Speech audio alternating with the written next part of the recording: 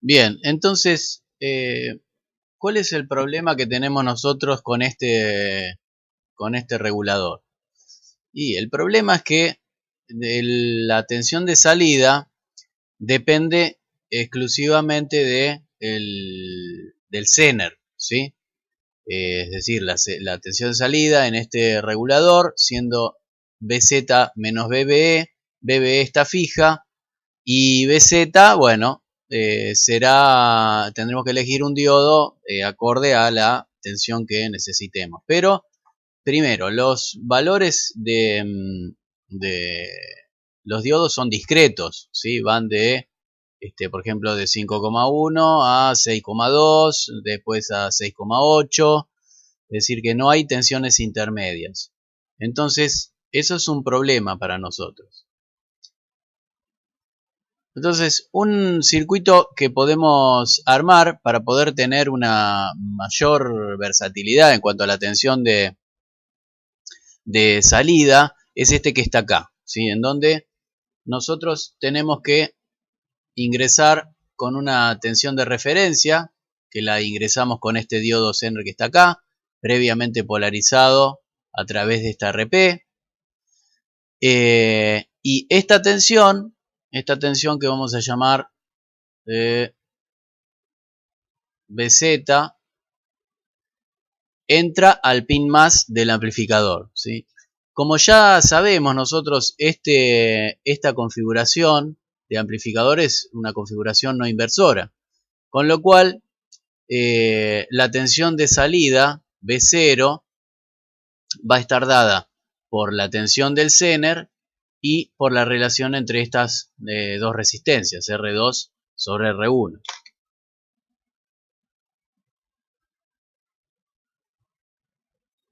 De esta manera, nosotros tenemos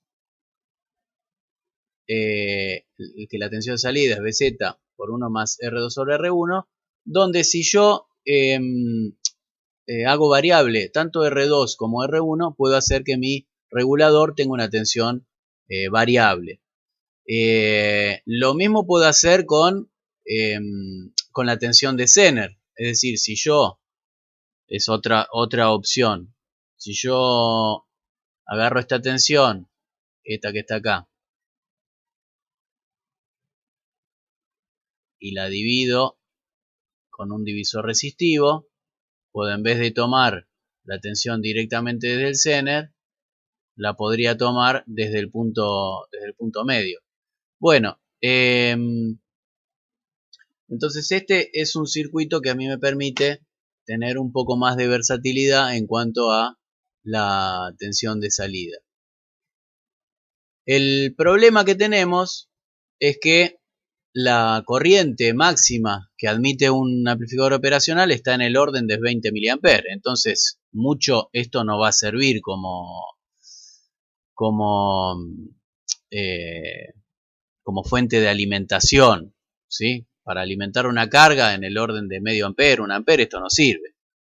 Entonces, una idea que podemos hacer, que podemos llevar a la práctica, es, bueno, acá fíjense que el ripple, o mejor dicho, el factor de rechazo a fuente, es lo que teníamos antes, ¿sí? Con respecto a este punto, ¿sí? Me derivo un poco en el relato. Toda variación que esté en la fuente va a aparecer acá, en este punto, en el cátodo del diodo, perdón porque no estoy viendo el dibujo, va a aparecer en el cátodo del diodo, vamos a ponerlo con otro color, acá, ¿sí? Va a aparecer la tensión que tengo en este punto multiplicada por la RZ o RD que puse acá, RD dividido RP más RD, que si RZ es mucho más chica que RP, directamente queda atenuado en este factor, ¿sí? Ahora, como esta tensión, esta variación es amplificada por el amplificador en su configuración no inversora, este ripple se vuelve a amplificar en la razón 1 más R2 sobre R1. Bueno, ahí me derivé un poco porque no sé muy bien para dónde van las filminas. Entonces, para aumentar la corriente de salida de este amplificador, bueno, la resistencia corresponde a la de un amplificador realimentado negativamente. Lo que puedo hacer es agregar acá a la salida este transistor, ¿sí? Este transistor, que es un transistor de potencia. Pero fíjense cómo está agregado esto. Esto está agregado con la carga conectada en el emisor, ¿sí? Y la excitación manejada desde la base. O sea que este transistor de potencia está en configuración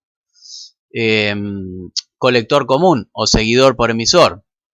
Quiere decir que si acá en este punto hay una dada tensión, una variación, en este punto va a haber la misma variación, porque este transistor conectado de esta manera tiene una ganancia casi unitaria.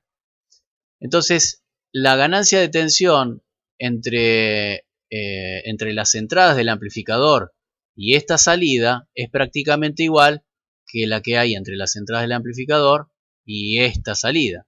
Quiere decir que si yo, en vez de tomar la tensión de medida, en vez de medir la tensión que ocurre en este punto, la mido en emisor, estoy midiendo, digamos, no tengo ningún problema con la realimentación, porque sigo realimentando negativamente. ¿Por qué? Porque esto gana 1, no es que se me invirtió la fase de ninguna manera, digamos. Entonces, este circuito, así como está, funciona realimentado negativamente, y eso quiere decir que en este punto, en bornes de R1, acá, BR1, si el amplificador está realimentado negativamente, quiere decir que epsilon es 0, ¿sí? Lo cual significa que la tensión en R1 no es otra cosa que BZ. Con lo cual, si la tensión en R1 es BZ, y puedo suponer tranquilamente para cualquier tipo de amplificador que la corriente en el pin menos es aproximadamente igual a 0, significa que B0 va a estar amplificada respecto de la tensión que cae sobre R1. El mismo efecto que pasa en el amplificador no inversor, que de hecho lo es. Entonces, en ese caso, la tensión de salida es igual que la que tenía antes, ¿sí? La tensión del Zener multiplicada por 1 más R2 sobre R1. Pero fíjense que, bueno, si yo puse acá un transistor, ¿qué es lo que tiene el transistor entre base y emisor? Y tiene ganancia de corriente. Entonces, si yo en este punto puedo entregar como máximo 20 mA, ¿cuánto voy a poder entregar en el emisor? Y voy a poder entregar como máximo 20 mA por el HFE del transistor, ¿sí? No se olviden que el conjunto R2 sobre R1 es un voltímetro y como tal no consume corriente, ¿no? La mayor parte de la corriente que sale del emisor se va hacia la carga. Entonces tengo un circuito que me entrega buena corriente, tiene un buen amplificador de error, con muchísima ganancia, lo cual me asegura a mí que la expresión de la tensión de salida va a depender casi exclusivamente de BZ y de R2 y de R1. Lo que podemos analizar es, o verificar mejor dicho, es cómo sucede la realimentación negativa para poder asegurar que entre estos dos puntos, entre el pin más y entre el pin menos, hay 0 volt, ¿sí? Como teniendo en cuenta el análisis que uno hace cuando considera el amplificador operacional como ideal. Entonces, nosotros podemos verificar eso diciendo que, o viendo, a ver qué pasa si en la tensión de salida ocurre una caída, ¿sí? Una perturbación, por ejemplo, a causa de una reducción en la resistencia de carga, ¿sí? Y viendo cómo la perturbación se va propagando a través del lazo realimentado para poder compensarla. Entonces fíjense que si yo acá tengo la B0 en un dado valor y de repente cae un poquitito, si la tensión cae en la salida un poquito, en el divisor resistivo también va a caer. Por lo tanto, voy a tener también una caída, no de la misma amplitud, sino una caída escalada en el valor del divisor resistivo. Y eso significa que, dado que la tensión en el pin más es constante gracias al diodo Zener, si la tensión en el pin menos cae, fíjense qué pasa con epsilon. Y epsilon es B más menos B menos. Entonces, si la tensión en el pin menos cae, epsilon se hace más grande, ¿sí? Con lo cual, en la base del transistor, dado que este punto, la tensión en este punto es el epsilon por la ganancia de lazo abierto, eso significa que un pequeño incremento en epsilon va a generar un incremento en la tensión de salida del amplificador. Ahora bien, la tensión de salida del amplificador es la tensión de entrada a la base del transistor de potencia. Entonces, ¿qué pasa con el emisor del transistor de potencia? Bueno, el emisor del transistor de potencia sigue a las variaciones en la base. Entonces no queda otra que la tensión en el emisor tienda a incrementarse. Con lo cual hay una acción, la acción final del lazo realimentado sobre la salida es opuesta a la perturbación. Es decir, que la perturbación hace que la tensión caiga, en consecuencia la realimentación hace que vuelva a subir y se sitúe nuevamente en el mismo lugar. Esto quiere decir que efectivamente hay realimentación negativa. Bien. Bueno, esto es un simple comentario. Acá a veces las cargas en realidad no son resistencias, sino que van a ser otros circuitos que probablemente también estén acompañados de un pequeño capacitor, que se llama de desacople. Eso, si ustedes ven las hojas de datos de los integrados, más que nada los integrados digitales, siempre piden que uno ponga un pequeño capacitor en paralelo con la entrada.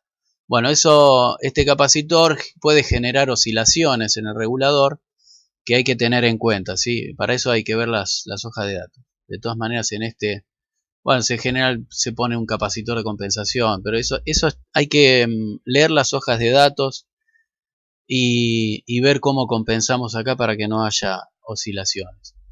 El asunto con este circuito es que la tensión no regulada no puede exceder a la tensión de alimentación máxima del amplificador. Fíjense que esto es un seguidor, entonces si yo quiero que acá haya 15 volt, este amplificador va a tener que poder entregar 15 volt, con lo cual va a tener que ser alimentado con un poquitito más de tensión.